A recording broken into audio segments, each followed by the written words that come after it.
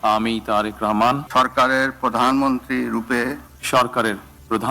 রূপে ত্রয়োদশ জাতীয় সংসদ নির্বাচনে নিরঙ্কুশ জয় পেয়ে সরকার গঠন করেছে বিএনপি। নবনির্বাচিত সংসদ সদস্যদের শপথের পর 17 ফেব্রুয়ারি প্রধানমন্ত্রী হিসেবে দায়িত্ব নিয়েছেন দলের চেয়ারম্যান তারেক রহমান। গঠন করা হয়েছে নতুন মন্ত্রিসভাও। এবার আলোচনায় সংরক্ষিত নারী আসনের এমপি নির্বাচন। জানা গেছে, সংরক্ষিত নারী আসনেও এক পরিবার এক প্রার্থী নীতি অবলম্বন করবে বিএনপি। যেসব পরিবারে ইতোমধ্যে এমপি ও মন্ত্রী হয়েছেন, তাদের সংরক্ষিত আসনে মনোনয়ন না দেওয়ার নীতিগত সিদ্ধান্ত রয়েছে। এতে অনেক নতুন মুখের সংসদে যাওয়ার সম্ভাবনা তৈরি হবে। দলীয় সূত্র বলছে, শতাধিক সম্ভাব্য প্রার্থী ইতোমধ্যে তৎপরতা শুরু করেছেন। দলের শীর্ষ নেতাদের সঙ্গে যোগাযোগ রাখছেন তারা। দীর্ঘদিন রাজপথে সক্রিয় থাকা নেত্রী থেকে শুরু করে তরুণ মুখ অনেকেই আছেন এই তৎপরতায়।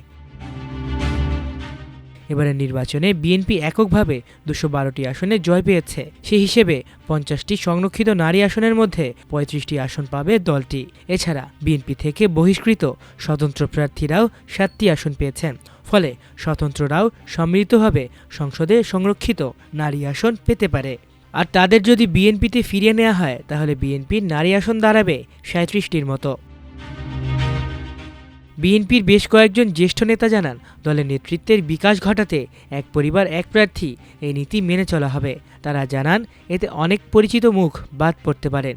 এই নীতি পুরোপুরি মানা হলে দলের স্থায়ী কমিটির সদস্য মির্জা আব্বাসের স্ত্রী, মহিলা দলের সভানেত্রী আফরোজা আব্বাস, শিক্ষামন্ত্রী আনম এহসানুল হক মিলনের স্ত্রী ও মহিলা দলের সহসভাপতি নাজমুন নাহার বেবি, চেয়ারম্যানের উপদেষ্টা হারুনুর রশিদের স্ত্রী আসিফা আশরাফি পাপিয়া, সংস্কৃতিমন্ত্রী নিতাই রায় চৌধুরীর মেয়ে ও স্থায়ী কমিটির সদস্য গয়েশ্বর চন্দ্র রায়ের পুত্রবধূ, ঢাকা জেলা বিএনপির সাধারণ সম্পাদক নিপুণ রায় চৌধুরী, গয়েশ্বর চন্দ্র রায়ের মেয়ে বিএনপি নেত্রী অর্পণা রায়, স্বরাষ্ট্রমন্ত্রী সালাউদ্দিন আহমেদের স্ত্রী হাসিনা আহমেদ ছাড়াও অনেকে এ তালিকায় থাকবেন। তবে বিগত দিনের আন্দোলন সংগ্রামে তাদের অবদান ও ত্যাগের কারণে শেষ পর্যন্ত দলের শীর্ষ নেতৃত্ব কাউকে মনোনয়ন দিতেও পারেন বলে মনে করছেন নারী নেত্রীদের অনেকে।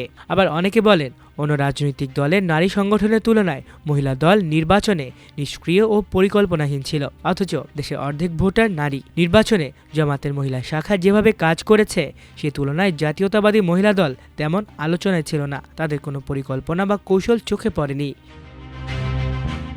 তবে দলের যেসব নারী নেত্রী বিভিন্ন সামাজিক ও পেশাজীবী সংগঠনের সঙ্গে যুক্ত, তাদের অনেককে উচ্চ কক্ষে নেওয়ার পরিকল্পনা রয়েছে বিএনপির। ফলে বিগত দিনের ত্যাগী আর যোগ্যদের মধ্য থেকেই এবারে সংরক্ষিত আসনে এমপি মনোনয়ন দেওয়ার সম্ভাবনা দেখা দিয়েছে।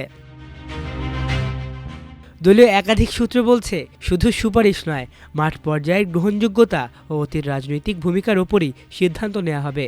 দলের বিভিন্ন পর্যায়ের আলোচনা এবারে সংরক্ষিত আসনে যাদের নাম বেশি আলোচিত, তাদের মধ্যে রয়েছে বিএনপির বরিশাল বিভাগীয় সাংগঠনিক সম্পাদক বিলকিস আক্তার জাহান শিরিন, মহিলা দলের সাধারণ সম্পাদক সুলতানা আহমেদ, সিনিয়র যুগ্ম সম্পাদক হেলেন জেরিন খান, সাবেক এমপি শাম্মী আক্তার, নীলোফার চৌধুরী মনি, রাশেদা বেগম হীরা, রেহেনা আক্তার রানু, বিলকিস ইসলাম, ফরিদা ইয়াসমিন ছাড়াও ব্যারিস্টার মওদুদ আহমেদের স্ত্রী হাসনা জসিমউদ্দিন মওদুদ, সাবেক হুইপ সৈয়দ ওয়াহিদুল আলমের মেয়ে ব্যারিস্টার শাকিলা ফারজানা, স্বেচ্ছাসেবক দলের সভাপতি মরহুম শফিউল বারী বাবুর স্ত্রী বিতিকা বিনতে হুসাইন, প্রয়াত প্রধানমন্ত্রী খালেদা জিয়ার রাজনৈতিক সচিব হারিস চৌধুরীর মেয়ে সামিরা তানজিন চৌধুরী, ছাত্রদলের সাবেক নেত্রী ও ঢাকা মহানগর দক্ষিণ বিএনপির সাবেক সদস্য অ্যাডভোকেট আরিফা সুলতানা রুমা, নাদিয়া পাঠান পাপন, ঢাকা মহানগর দক্ষিণ মহিলা দলের সাবেক সদস্য সচিব নাসিমা আক্তার কেয়া, সাবেক কেন্দ্রীয় ছাত্রদলের সভাপতি ও বিএনপির কেন্দ্রীয় সাংগঠনিক সম্পাদক